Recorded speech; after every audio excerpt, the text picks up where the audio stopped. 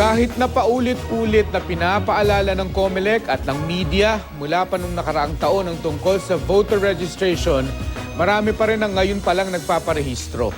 Sa ilang lugar, nagdagdag ng COMELEC ng voter registration machines para mas marami ang ma-accommodate. Makibalita tayo kay Alan Domingo.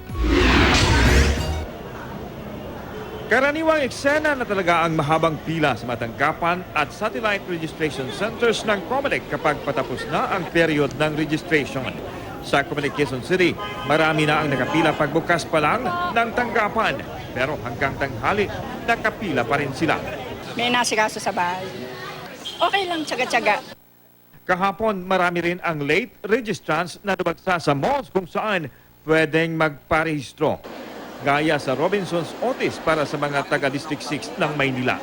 Pati sa Kainoma Mall sa Quezon City. May ilang hindi umabot sa cut-off kaya hindi na nakapagparehistro. May trabaho ex-abroad po. Sa Udyungan Romblon, nasa 2,200 pang registered voter ang wala pang biometrics.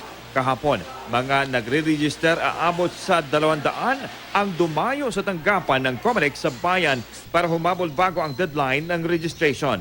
May ilang maagang nagpunta pero naghintay raw ng halos 6 na oras bago na proseso ang application.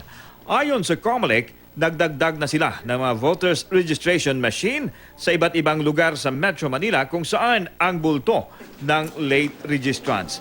Hanggang 250 ang kayang iproseso ng isang makina sa loob ng 12 oras.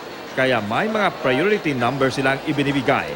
Kung pagdating sa pila ay wala nang available na number. Ang advice namin is umuwi ka na and then come back the following day. If you stay, there is a chance na hindi ka masaserve.